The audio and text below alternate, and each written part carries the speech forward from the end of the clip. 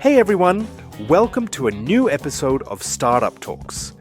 Today we're answering one question every founder eventually asks: why do most startups actually fail? And we're doing it in our tier list format, a ranked countdown, where we place the real causes of death by how often they actually kill. Let me give you the answer in the first 60 seconds. Most startups don't die because they ran out of money. Running out of cash shows up on about 70% of the death certificates, but that's the symptom, not the disease. Right, and that's the trap. Everyone points at the empty bank account, but the account emptied for a reason that came first. Exactly. The real number one killer is building something nobody needs. Around 42% fail from no market need, no product market fit, then bad timing at 29%, founder conflict at 23%, and broken unit economics at 19%. So money runs out because one of those was already true. Fix the demand problem and the cash problem mostly solves itself. There's demand, there are sales, there's money. That's the whole thesis. And honestly, money is almost always findable if a startup shows signs of life. There's more money out there than there are startups. That's been true forever, and it's still true now. So we ran out of money gets demoted straight to symptom. Let's actually rank the causes underneath it.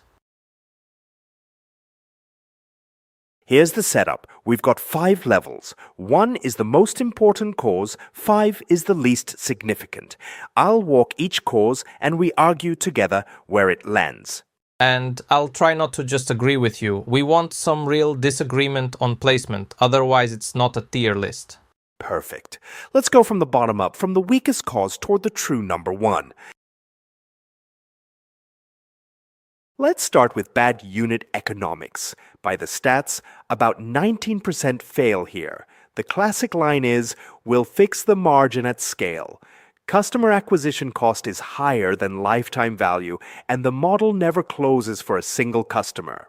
Honestly, I'd call this the weakest cause on the board. A huge number of startups pass right through this phase. Look at the AI companies right now. Basically, all of them have unit economics that don't close yet. So you're saying it's almost structural, a normal stage rather than a death sentence? Pretty much. Take Anthropic. It's unprofitable, but it's pulling a massive amount of subscription revenue, and there's a real path to profitability. The moment token costs move the right way as the models mature, the picture changes. Every company in explosive growth has unit economics that don't add up. That's almost normal. So if I'm hearing you right, of all the causes, unit economics is the weakest one. If the demand is obviously there and the product is genuinely great, this is survivable.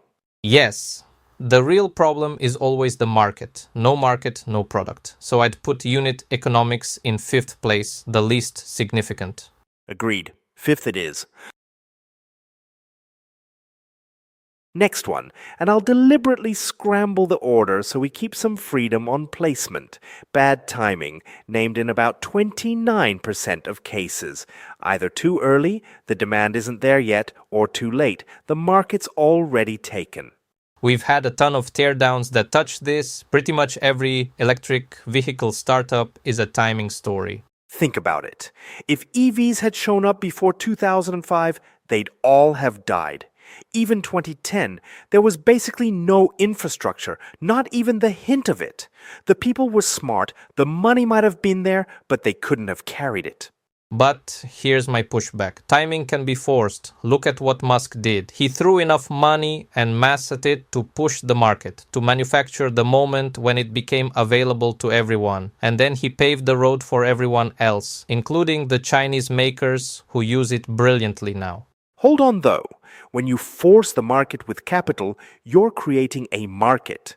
That's not really timing. Timing is when you walk into an existing state of the world with your technology, like virtual reality showing up in the 70s and 80s, and the market is just not ready. Fair. The way I see it, timing is the market's readiness to accept your change. Money is money. With enough money, you can prepare the market until it's ready to accept the technology. Right, but then you're setting the timeline yourself. Musk shows up, floods it with money, and says, I'll make the market. At that point, timing doesn't really apply because you're establishing the timeline. We're talking about startups without money who arrive with some original, innovative technology and need to enter a market that just doesn't get it. And for a tiny startup with no money, timing is a genuinely significant, often fatal factor. I'll give you that. We actually tore down a company exactly like this. Better Place. The founder Shai Agassi. Electric cars, swappable batteries, serious backers, prominent names. Right idea, wrong time. Classic. So where does timing land on the board? I'd put it somewhere in the middle. It depends on the scale of money available. If you're a very small startup, timing matters enormously. If you're huge, you can bend it. Middle of the board works for me. Let's keep going. Another one that gets named constantly, founder conflict. About 23% of failures. A split for personal reasons, a mismatch in commitment where one founder goes all in and the other coasts. And the absence of vesting where a bad equity split breeds resentment until somebody blows up. This is our callback to the episode on founder equity, on vesting, and the cliff. Go watch our earlier episodes for that one. So where do you place founder conflict? Honestly, I think of it as a half-life. The split will happen. The question is just when and at what stage and whether it happens cleanly or badly. People's lives change. You won't share one single vision for life. Not even at Anthropic. Not anywhere. I like the half-life metaphor. And we know a half-life depends entirely on the nature of the element. Some elements live a fraction of a second. Some take 50 years to decay. Exactly. So if a split happens even after 3 months, it can happen well. As long as the founders knew in advance how it would go, the risks were handled, the exit was written down. Then it's not even a problem. It's a moderatable risk. But hang on, if a startup splits after 6 months, then objectively the business didn't work. Whether you moderated it or not, that's a failure. The split is downstream. Right. Moderating it just minimizes the damage. The conflict shows up after all the other causes already hit. There's also the skill mismatch version, which I think is the dumbest one. Two technical co-founders who both fight over the same technical turf. While nobody owns sales, nobody owns marketing, nobody owns the finance and the boring admin. The taxes, the reporting, the budgeting for where the money actually goes. And technical founders are usually terrible at exactly that part. So they end up dragging the startup deeper into the tech instead of selling anything. So the healthy version is complementary founders who balance each other. One is systems and process, the other is vision and selling. Like a family in the sense that you pick people who complete you, not clones of yourself. Agreed. But as a cause of death, it's the same category as ran out of money. Founders can scream at each other and still raise the next round and go to IPO. So I'd put founder conflict right at the very bottom. Named a lot, rarely the actual cause. Bottom of the board. Done. Let's do one more before the finale. Premature scaling. About 74% of fast-growing startups that collapse don't survive scaling too fast. Honestly, I'd love to experience premature scaling at least once in my life.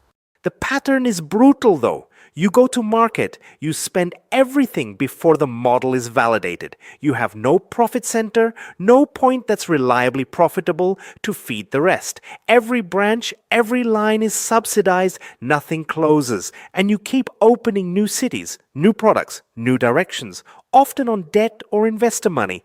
And I'd say don't read this as just opened a new location too early. That's too simple. Picture an e-commerce business that genuinely feels real demand in one category and then pushes into a new category that needs pre-purchasing, new warehouses, maybe new regulation, before the first category ever turned a profit. They have not one single profit center and they pour money into new directions anyway. So how serious is this one? It's serious. It's tied to unit economics and how the market gets covered. It's a real reason even mature startups close because it's genuinely hard to size a market that might not exist. You're poking the bottom of a swamp with a stick. There's a related angle I want to add. Every startup is the child of its founder, and the same thing that gave birth to the business can kill it. At some point in the growth, the founder has to hand the business over, literally give it to professional managers, hand whole areas to other people, learn to delegate and let go. And if the founder doesn't get out of the day-to-day in time, they become the broken gear that holds the whole machine back. The micromanager who needs to see every email, every reply to every client, and just throttles the company's growth. Although, to be fair, that's more a mature company problem than a startup problem. Once you're past 200 or 300 employees, the founder genuinely can't see what's happening anymore. From the American point of view, you can be on a Series C and still be a startup in this sense. True. So, premature scaling sits high on the board, a real serious cause. Let's place it near the top. High it is. And now the finale, the one I teased at the start. No demand, no product market fit. About 42% of startups fail because they build something nobody needs. That's the real one. They polish the product based on their own reasoning about what customers might need. They never put it in front of the market to see if anyone would actually use it. To me, that's the true pain. You agree? Completely. It's the biggest problem. And I'd add, don't treat the product as just features and buttons in an app. It's the whole system, the full user experience, from the first touch all the way through. So people who rate product-led growth as the prettiest buttons win are missing it entirely. Exactly. Product-led growth is not about the buttons being beautiful, it's the full cycle of the person's journey. If the product doesn't fit into that life, nobody needs it, and it's not worth even thinking about. If you start from deep inside the product, you'll never find the bridge between the real world and the thing you built. So you build backward from the human and the touch points, then forward to the buttons. Grow from reality, not from some imagined product. Right. And visionaries don't conjure products from a void, even when it looks like they do. Gates, Musk, any of them, they all start from the human and the points of contact, and they plan how that person feels. There's a great example. Steve Jobs reportedly rehearsed the Mac pitch around 1,000 times, collecting feedback every single time. He imagined showing it to a person, taking their questions, answering them, and using their reactions to inspire them more. He thought through the entire sales experience end to end and polished it again and again.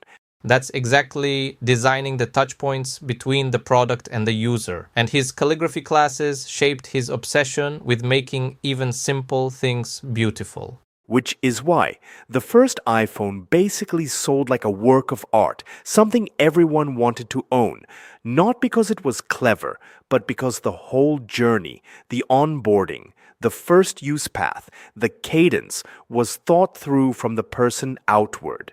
And notice what's missing from that story. It wasn't about running out of money, and it wasn't about conflict. It was about the contact with the human and whether society would actually want to use the thing. So number one on the board, with zero argument, is no market need. One more piece. We live in the age of AI, and it would be a mistake not to bring it into a topic like this. The biggest killer we named is the absence of product market fit. So how do you use AI to minimize exactly that? A few ways. You can emulate customer personas and interview them like a first customer development pass at the very start. It's a starting point, not a replacement for real users, but it's fast. And there's a Y Combinator adjacent AI tool people use to take off the rose-tinted glasses and get back to real contact with users, looking at reality without the optimism filter. Right, and market analysis is easier than it's ever been. AI can analyze how people describe their problems on Reddit, how they review competitors, what they post on support forums. You see the real pain, how they currently solve it, who the indirect competitors are. So you gather that fast and get a real picture of the space. And then the obvious one, vibe code an MVP, ship it, and check whether demand actually exists. Exactly. Don't try to invent demand. Verify it. The thing founders do is imagine the demand in their head with no contact with reality. Which, let's be honest, happens constantly. Constantly. AI confirms the patterns in what real people already said. It doesn't manufacture a market for you. That's all for today. The takeaway. The real killer is building something nobody wants. Ran out of money is just the symptom. And the way out is to validate demand before you build. Thanks for listening, and see you in the next episode of Startup Talks.